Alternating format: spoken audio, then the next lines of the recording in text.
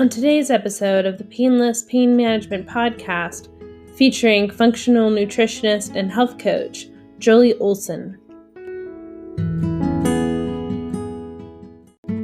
Truly, sugar addiction is a canary in the coal mine. It usually points to a larger problem that's also dragging you down.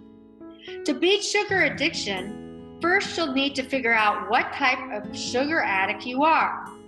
Different kinds of sugar addictions have different underlying causes and different solutions.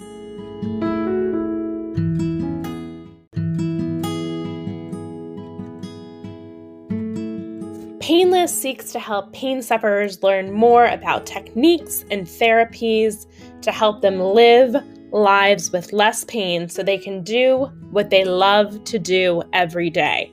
My name is Megan Van Buren, and welcome to today's show. Many chronic health problems that Americans face are preventable, and the recipe for that is relatively simple, coming down to proper food choices and adequate exercise. From the Department of Health and Human Services, 200 years ago, the average American ate only 2 pounds of sugar a year.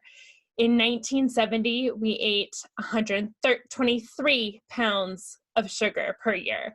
Today, the average American consumes 152 pounds of sugar in 1 year. That is astonishing and makes for no surprise that a 2016 study by the National Health, Nutrition, and Examination Survey revealed that nearly 40% of American adults are obese. According to the American Heart Association, American adults consume an average of 77 grams of sugar per day, more than 3 times the recommended amount for women. This adds up to around 60 pounds of added sugar annually. That's 6 10-pound bowling balls, folks. The numbers are even worse for children. American kids consume 81 grams per day, equaling over 65 pounds of added sugar per year. Think of it this way. Children are ingesting 30 gallons of added sugar from beverages alone. That's enough to fill up a bathtub. Where's all of this sugar coming from?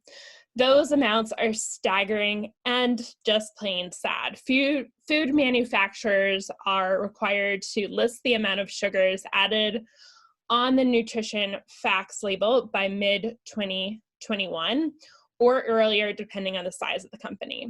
It'll be interesting to see the impact that this has on diseases most directly correlated with sugar consumption, like cardiovascular disease and type 2 diabetes. This is a step towards better informing the masses about what they're putting in their bodies.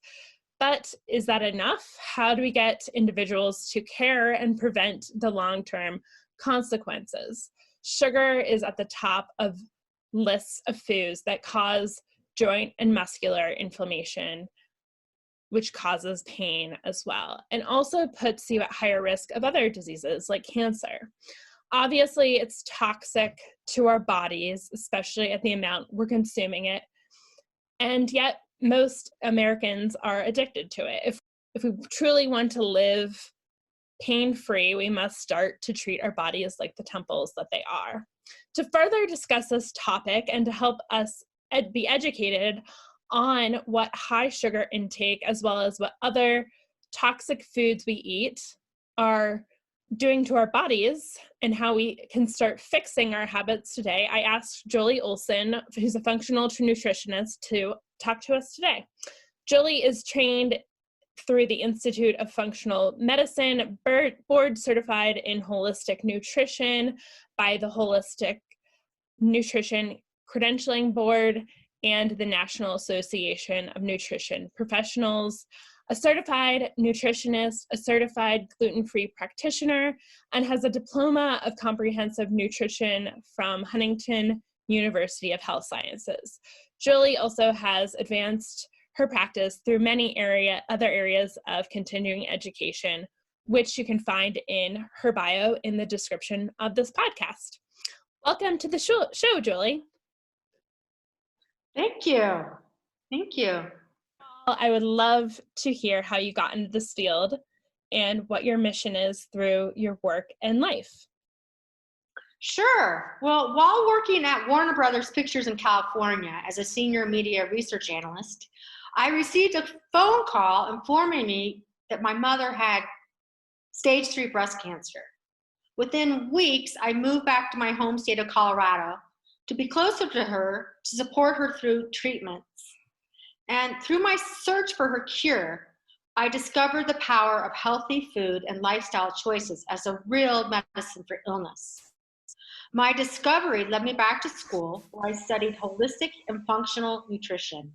My studies left me fascinated, and I was completely hooked. And my passion is to provide inspirational tools, guidance, and education to empower all my clients for long-term success.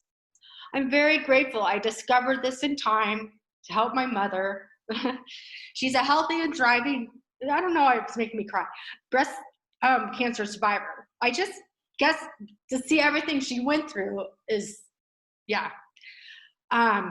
So that's it.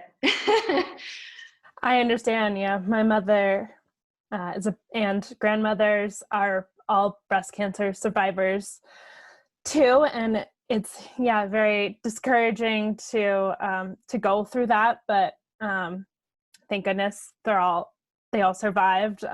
Well, one of my grandmothers later passed away, kind of secondary cancer to her breast cancer, but she was healthy, but she was addicted to sugar. She added it to everything. And as we know, cancer eats sugar Yeah, thrives on sugar. Absolutely.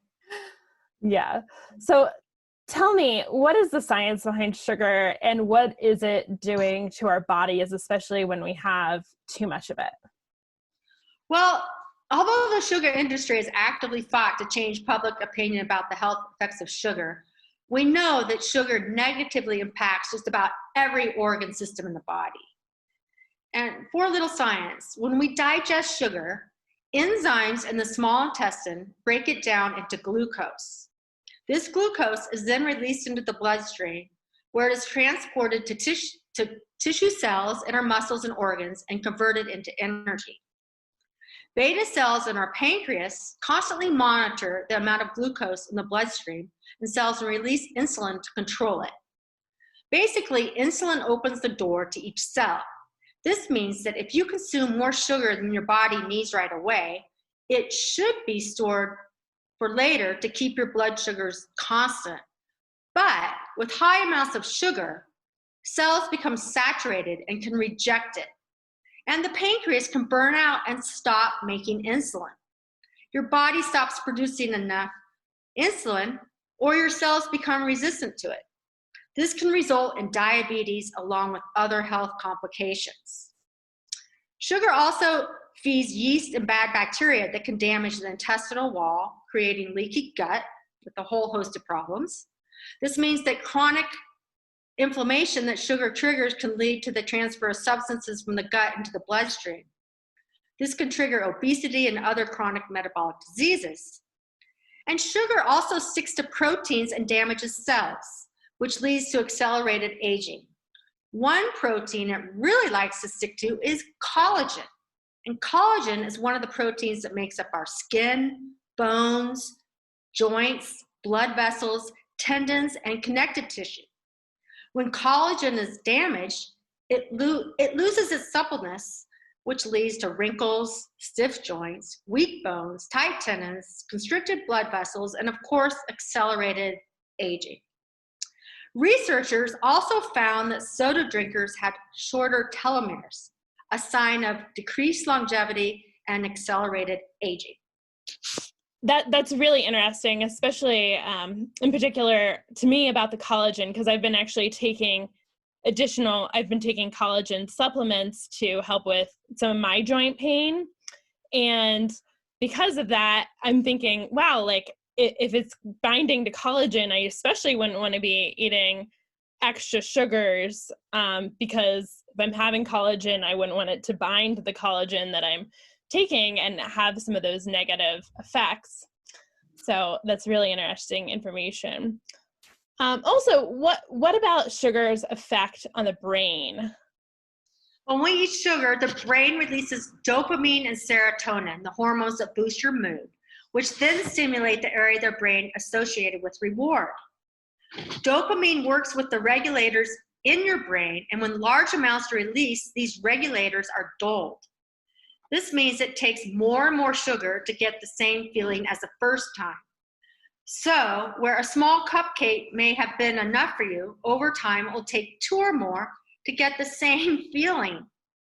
Regular sugar consumption can also inhibit dopamine transporters, which can lead to you needing to eat even more sugar to get the same pleasure rewards before. And sugar doesn't suppress hunger hormones, meaning your body is unable to tell when you've eaten enough. In fact, some studies have found sugar to be 8 times more addictive to cocaine. And side-by-side MRI images of the brain on sugar and cocaine are nearly identical. There are many chronic health problems associated with consumption of excess sugar, including metabolic syndrome with high cholesterol and hypertension. Actually, high cholesterol is from sugar, not fats. But also fatigue and pain, the chronic fatigue syndrome or Epstein-Barr virus, and fibromyalgia, autoimmune diseases, respiratory diseases such as asthma, cardiovascular disease, irritable bowel syndrome, Crohn's disease, candida and yeast infections, hormonal problems, mood and mental disorders such as depression, anxiety, ADHD, chronic sinus infections, cancer like we talked about, and of course diabetes, weight gain, and obesity. But this is a short list. This list actually goes on and on. Interesting how you said about high cholesterol. So high cholesterol runs in my family. On both sides of my family, we've had histories of heart disease. My dad and all of his brothers have had high cholesterol issues. My father didn't want to be on statins for his whole life. He was like, I refuse.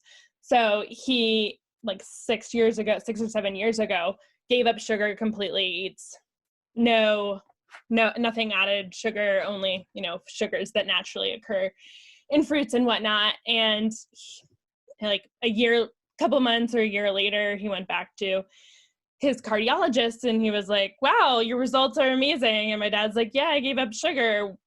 And he's like, why didn't you tell me to do this to begin with? And his doctor was like, well, my patients wouldn't do that if I told them to. It's like, what? Why wouldn't you give them the option at least, or like educate them as to the why? So it's pretty incredible that you think it's all these like high fats and then you just treat it with drugs when sugar could be a simple solution, not easy solution, but a simple solution that can really save a lot of lives. Yeah. So how does sugar increase inflammation and pain? Well, let's talk a bit about inflammation. Inflammation is a key aspect of the immune system's response to injury and infection. Acute inflammation helps to heal damaged tissue and defend against pathogens like viruses and bacteria. But problems arise when the inflammatory process goes on for too long and becomes chronic. Chronic inflammation can last for months or even years as a result of failure to eliminate the cause, like your father. Chronic inflammation is at the root of most health problems and diseases. A common sign of chronic inflammation is body pain. Some people with chronic inflammation experience pain as like a general body ache. Sugar causes chronic inflammation by multiple pathways. It stimulates the production of free fatty acids in the liver. When the body digests these free fatty acids, the resulting compounds can trigger inflammatory processes. The most important factor is that when we eat simple sugars, our blood glucose spikes. When this happens, our sympathetic nervous system, also called our fight or flight system, it gets activated. In addition to raising our blood pressure and heart rate, pro-inflammatory cytokines get released throughout our body. Then our body produces insulin, which in itself is pro-inflammatory hormone that promotes the formation of arachidonic acid, which is the building block for pro-inflammatory cytokines. The more sugar we eat, the more we rev up our body's inflammatory response. It's pretty amazing the effect that sugar can have. And when you go without sugar, it's kind of like giving up coffee, for a little while and then going back to it. You can especially notice the difference like in your baseline when you've given up sugar for a while and you go back. I get like terrible headaches, feel just so dragged, feel the fog in my brain.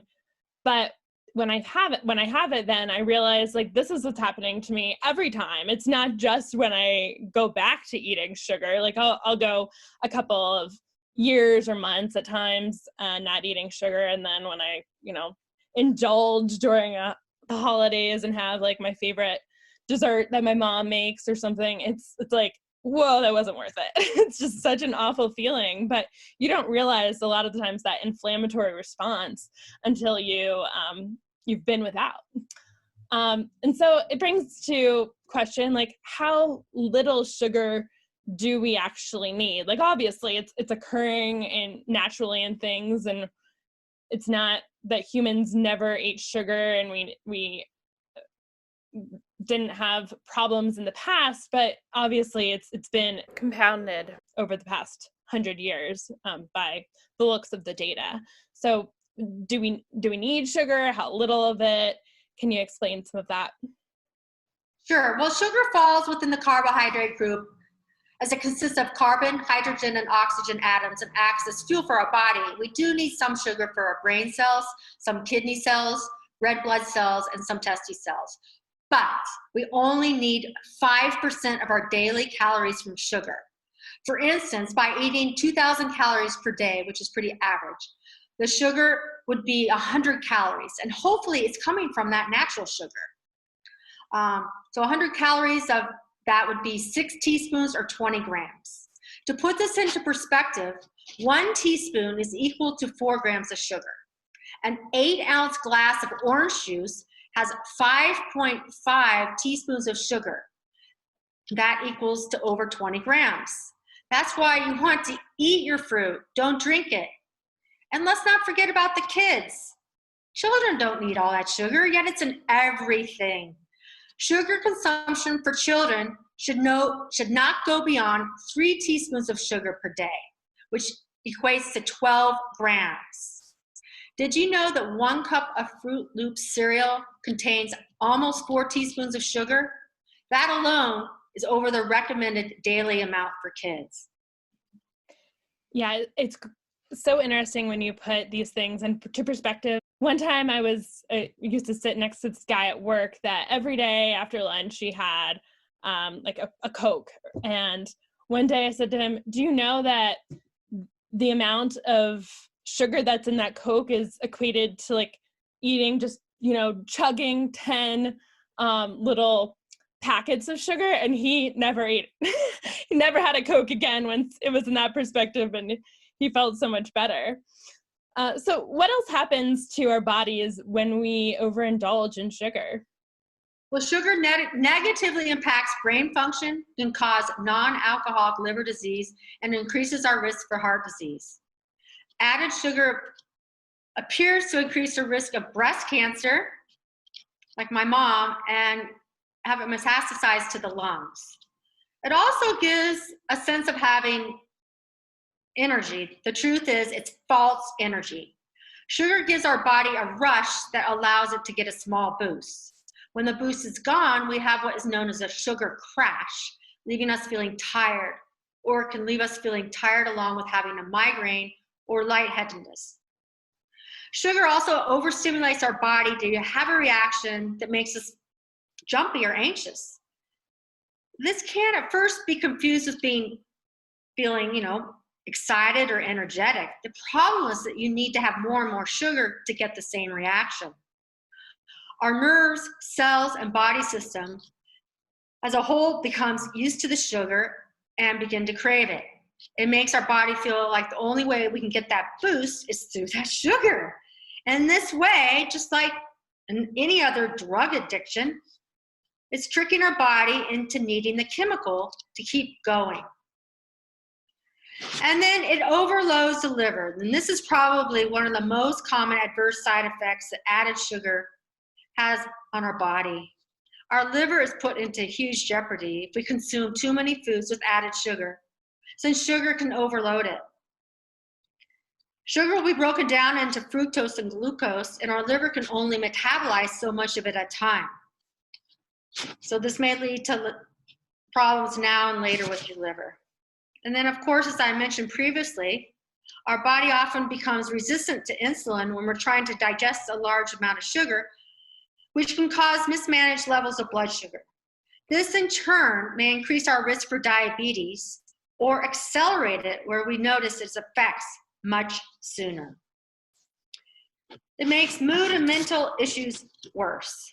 As I mentioned, sugar causes a short-term boost of energy that leads to a much longer sugar crash. This, in turn, makes it harder than dealing with mental health issues like depression, bipolar, anxiety, and ADHD, as often a crash mimics depressive episodes. Too much sugar can also cause severe mood swings and irritability. Weight gain, obviously, but the reason it causes weight gain is having too much sugar in the body can also trick our body onto holding onto that weight or gaining weight. When we have too much sugar, it stimulates insulin that causes our hunger hormone not to work or to go into overdrive, which is why we tend to eat more to feel hungrier after eating foods with lots of added sugar. Now, when we keep feeling hungry, we eat more to feel satisfied, thus having a much higher risk of gaining weight. Wow, so many problems that you can have with sugar.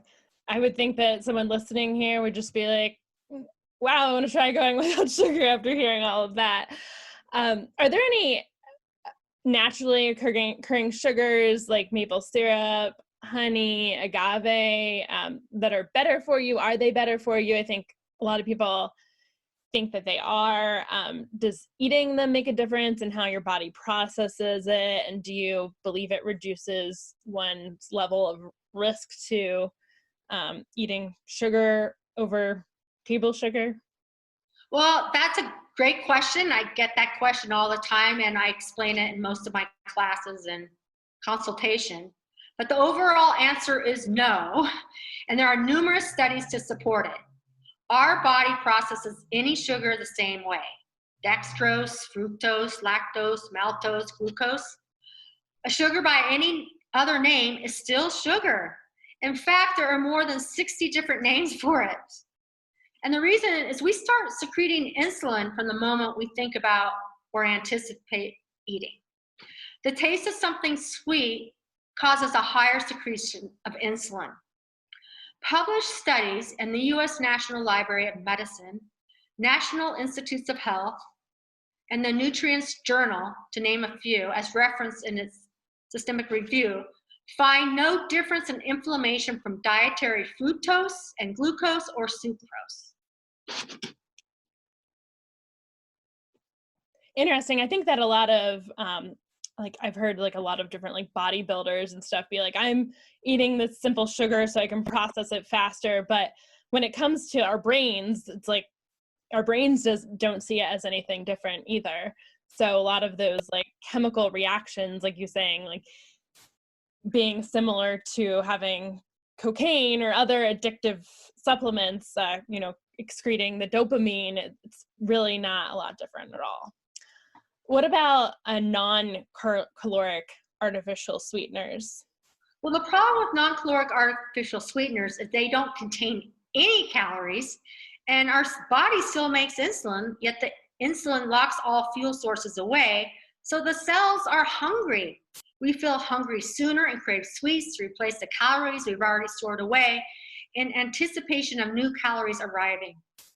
Artificial sweeteners literally they produce effects similar to those obtained by table sugar, highlighting the importance of reevaluating our relationship with sweetened food and sugar per se. In fact, did you know that artificial sweeteners, such as NutraSweet, which comes from aspartame, breaks down into formaldehyde in our body, so you can actually pickle yourself before you're dead. And sucralose, Splenda, can cause swelling of the liver and kidneys. And it's really a shame because a lot of diabetes programs for diabetics, they're okay. They encourage these artificial sweeteners. So, but there's a lot of problems also with metabolizing them. I mean, they give a lot of people stomach pain and diarrhea, and there's just a whole host of problems. And it's the sugar alcohols, they give you gas and diarrhea. Like, it's funny because there's this candy bar that I get or chocolate that Trader Joe's sells, and occasionally I'll get it, and it's made with sugar alcohol instead. And I, like, one time was saying that to my mother, and she's like, is that why, like, we have, like, all these bowel issues after eating? I'm like, yeah, I mean, if you ate more than, like, one piece, you're not going to have a comfortable time after that. And people just don't realize. But I mean, whenever I have any artificial sweeteners, like, not much is made with aspartame anymore, but there used to be a lot. And with aspartame, I got headaches. Sucralose, I get headaches. And it's probably because, it's like your body is expecting that rush and it's not coming. So it's even a worse feeling. So if you're feeling so bad, then why do you think it's any better? I wonder how people kind of eat those things a lot of times, because it just makes you feel so crappy. Are there any alternative sugars that you would suggest, like the best alternatives if you have to have sugar? Like, you're making a cake, or you're making a pie and you want to try to substitute the sugar for something else. What alternatives? Absolutely, but choose organic and use sparingly because there's still sugar. So number one, stevia. Stevia is from a leaf. Just use a little. Little goes a long way. Honey and maple syrup and dates. So number 2, honey, 3, maple syrup, 4, dates, and down the line, coconut sugar, blackstrap molasses, balsamic glaze, and buy fresh fruits instead of fruits that are canned, especially those in syrups. When baking, cut the sugar by 1/3 or use unsweetened applesauce instead of sugar. You probably won't even notice the difference. The less sugar that you eat, also, the more those things all taste sweet. So start with a lower baseline too, can always help. But again, to be able to cut down to a lower baseline of sugar, you need to kind of reduce your cravings, right? Because like I was saying, Americans and around the world, as we move to the Western diet, more and more people become addicted. So what are ways to reduce our sugar cravings and intake? Sure. Well, first determine some root causes, such as, do you have a mineral deficiency? Mineral imbalances in the body can cause sugar cravings. Essential minerals help maintain our hydration status. So being deficient can cause you to reach for sweets, when in truth, you're just dehydrated. People who experience sugar cravings are often very low in zinc, calcium, chromium, and or magnesium levels. Magnesium regulates glucose and insulin levels, as well as the neurotransmitter dopamine. And a deficiency in magnesium can cause intense sugar cravings, especially for chocolate. I mean, truly, sugar addiction is a canary in the coal mine. It usually points to a larger problem that's also dragging you down. To beat sugar addiction, first you'll need to figure out what type of sugar addict you are. Different kinds of sugar addictions have different underlying causes and different solutions. If you have tried the cold turkey approach to sugar addiction without nutritional strategy, guidelines, or support, you probably found success elusive. That's because getting rid of the sugar is but one step in an overall comprehensive approach that must be addressed. Now, the 4 sugar types of addictions are: number 1, chronically exhausted and hooked on caffeine and sugar. Number 2, adrenal exhaustion or burnout. Number 3, yeast or candida overgrowth. This can be accompanied with chronic nasal congestion, sinus infections, or irritable bowel syndrome. Number 4 is hormonal, such as around your period, PMS, perimenopause, menopause, and andropause for men. That's really interesting that there are these different types of addictions. How would you kind of know which category you might fall under? Well, that's where functional medicine and nutrition comes in. And through my program and my approach, I first have an extensive questionnaire that looks at their whole life, puts together a timeline, and then I'll do some functional labs that can really pinpoint these right out of the box. Awesome. Now, as a salesperson by profession, I always say you cannot drive results for something that you do not track. You'll have to come up with baseline metrics first. So in the past, I've recommended to people that you start tracking all of the sugar you eat over like a 2-week period, eating your normal diet without changing a thing. Make sure you're looking at all of the dressings, condiments, sauces, crackers, everything you're eating, because those are the sneaky culprits, things that you don't even think would ever have sugar, but do. Like you go into the grocery store, it's like, for years and years now, when I go shopping, I look at every label to make sure there's not added sugar, and it's just incredible what does. It's hard to find that one thing, like chicken broth, the one chicken broth in the whole aisle that doesn't have sugar added, which is spaghetti sauce or salad dressing. I know they add it to everything. It's crazy. So then you start slowly by maybe just eliminating the things that have added sugar that you don't need to. And then once you have made yourself accustomed to lower sugar, the easier it will be to kind of reduce sweets and soda from your diet. Like you said, going cold turkey often can be a lot harder than, slowing down, kind of easing your way into it. I'm obviously not a nutritionist, but that's one of the ways I've kind of found it is easier to help people wean off of sugar, or even myself. Would you agree with that method? Or what are some other ways you get your clients to eat less sugar? Sure. That's one way to do it, but take it slowly to ensure that you'll be able to handle the process easily. It won't happen overnight. It takes time and patience. I have 15 ways to conquer sugar cravings. Can I go through them? Number 1, increase your fiber intake. Fiber moves through the body undigested to help keep you feeling full and satisfied. Not only that, dietary fiber also helps keep blood sugar levels steady, preventing a drop in sugar levels and sidestepping some potential negative effects of sugar withdrawal. A few healthy high fiber foods include vegetables, and raw vegetables have more fiber, but nuts, seeds, and legumes. But remember to drink more water for your upping your fiber intake to prevent unpleasant digestive side effects such as constipation.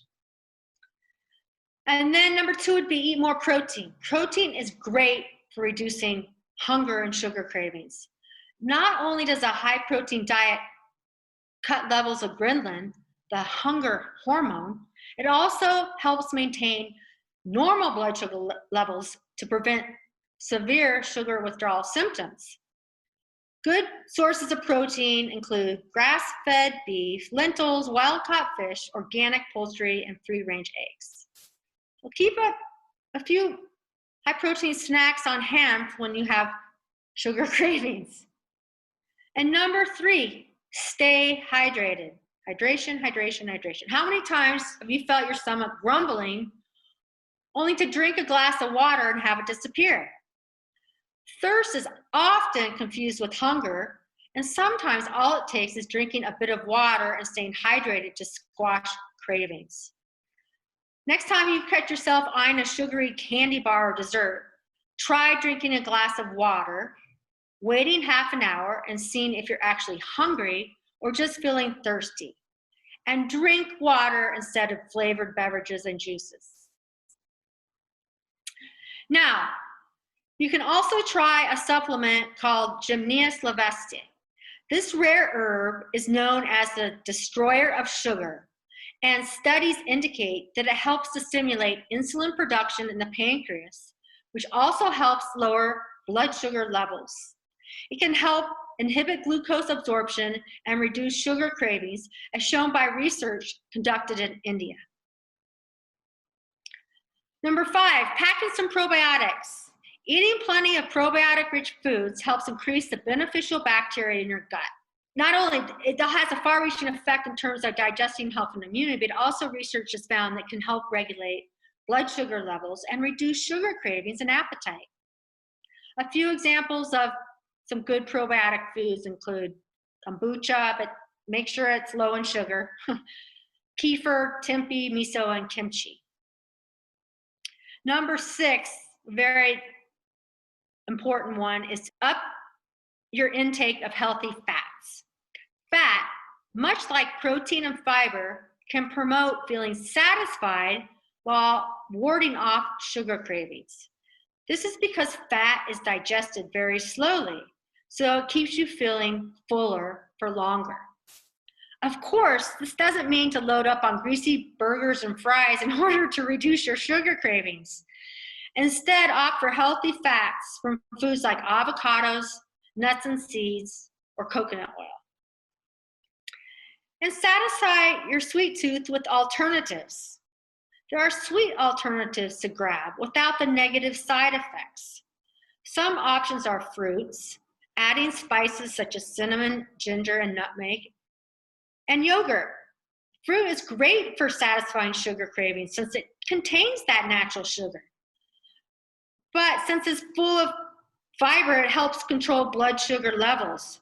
However, the natural fruit it contains does add up.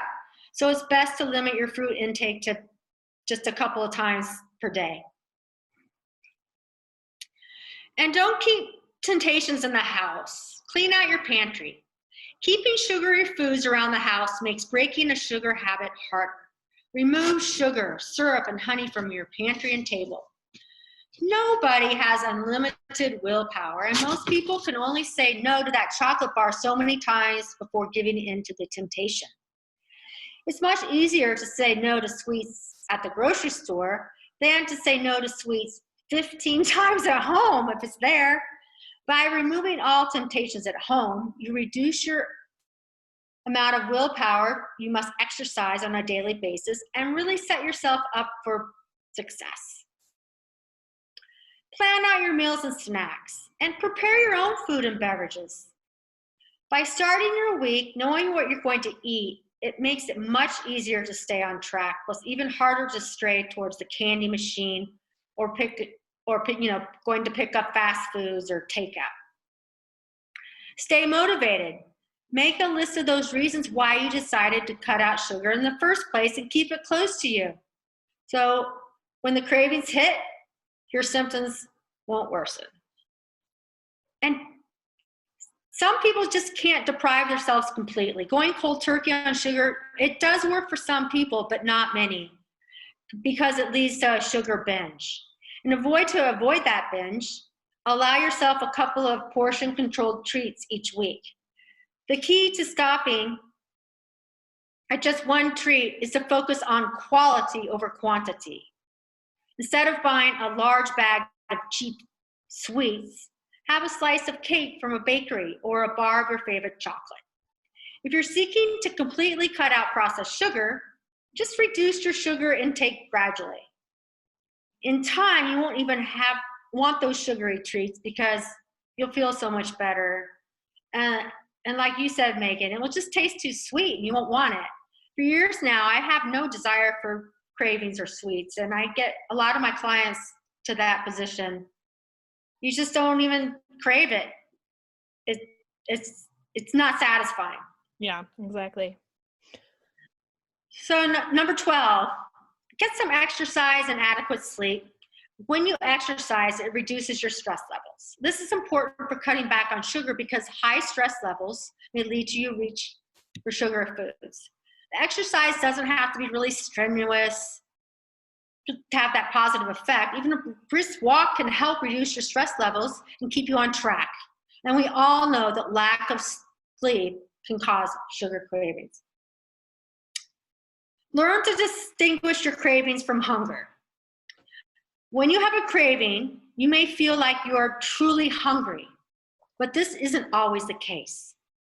You may be seeking out a particular food because you're stressed, bored, or upset, rather than feeling truly hungry. To determine whether you're truly hungry or simply having a craving, ask yourself if you would like something such as eggs, carrots, or an apple, or if you just want that sugary food. If the answer is you want that sugary treat, find something to take your mind off it until you eat only when you're hungry. And number 14, smell instead of tasting. Sometimes your brain needs to be near the sugar, and that's enough. This plays into the idea of smelling the sugar instead of tasting the sugar. You can get sweet scented items, go to a bakery, or go to a grocery store. Just smell the cupcakes, the sweets, and the chocolate. This can sometimes trigger something in your brain that stops the craving and lets you move on to a better choice. In fact, oftentimes, the frostings that are used on cupcakes or cookies can be so overwhelmingly sweet that the smell stops the craving and makes you feel a bit ill, just smelling the cravings that you are having. And drink infused water. What you can do with infused water is just add some natural veggies and fruits to sweeten the water, and you can have it on hand when you have cravings for something sweet. You're getting the sugar taste when you drink the water, all while hydrating your body and getting some nutrients from the infused fruits that you drink, fruits and vegetables. Some options are apple cinnamon infused water, orange and mint, cucumber, or lemon. Well, those are 15 options. Those are so helpful, and I can relate to a lot of them. Right now I'm doing kind of a modified intermittent fasting, and so many times the past 3 days doing it, I've had oh, I really want to eat something right now. Grab my water, take a couple sips, and I'm like, wait, I wasn't hungry at all. So that one I can definitely relate to.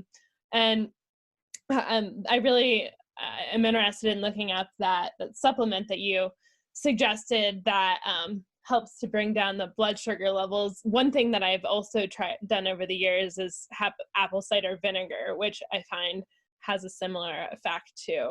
And that's a good probiotic. Yeah. Yep. Yeah, you can put that in your water too. Yeah, I put it in with sparkling water, and then it's like a little more filling too. Yeah, sure. Are there certain side effects that you need to prepare for when quitting sugar? Sure. One you mentioned and the most common are headaches. Headaches from the lack of stimulation of sugar start within the same day and become increasingly painful as time goes on. But one way you can deal with headaches are through natural methods like meditation, exercise, or essential oils. This can help reduce the effects or help you get to the headaches that may last for several days or weeks, depending on how long your sugar addiction has lasted. I just curiosity with, smell, you just had mentioned instead of tasting, smell it. Would that help at all with the headaches, since you're kind of like satisfying a little bit of that? Probably. Absolutely. I think that would probably help. Interesting. What other words of advice do you have for those suffering from pain symptoms when it comes to their diet? Sure. Well, the pain, like we talked about, is coming from chronic inflammation. Therefore, applying some of these principles, consuming organic, whole, natural foods, spices, and beverages that are high in antioxidants, and antioxidants come in multiple colors. So consuming these on a daily basis. And there are some specific pain-fighting foods, which include cherries, blueberries, blackberries, boysenberries, hot chili peppers, green tea, almonds, coconut oil, olive oil, and herbs and spices such as turmeric, rosemary, and ginger. And eliminate pro-inflammatory foods, which are eliminated on a elimination diet, if you've heard of that. These include, eggs, of course, gluten, dairy, shellfish, nightshades, corn, soy, peanuts, and conventional meats. And like we mentioned earlier, get tested for food sensitivity and allergies, and avoid those foods that test high, which usually have no signs or symptoms that are giving you a problem, but they are silent inflammation triggers. And get your gut tested, which will reveal any dysbiosis, imbalances, and other inflammation triggers. If you don't have a healthy gut, it's really hard to keep that chronic inflammation at bay. And consider incorporating some anti-inflammatory supplements into your daily routine, such as fish oils, which are rich in omega-3 fatty acids, turmeric, willow bark, bromelain, pycnogenol, boswellia, ginger, magnesium, and antioxidants such as vitamin C and E. Be sure to drink half your body weight in ounces of water per day, good quality water.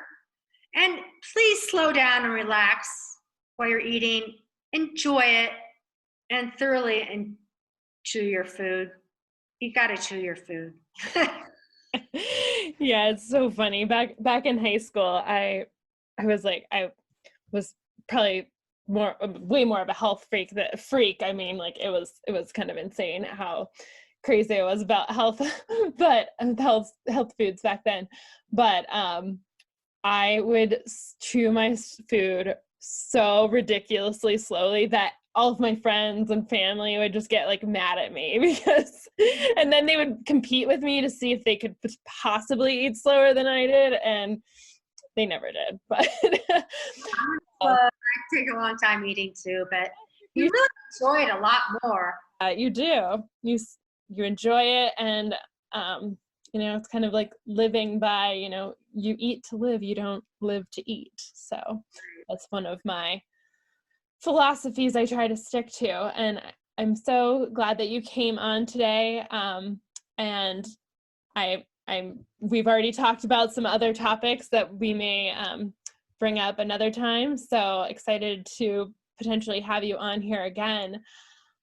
We will be loading this as a blog post onto the painmanagement.com website. And I believe that Julie will add something to about this podcast and the content in it to her page as well at fortitudefunctionalnutrition.com. Before we go, please tell us a little bit about your practice, Julie, and where listeners can find you, and any other final words of advice.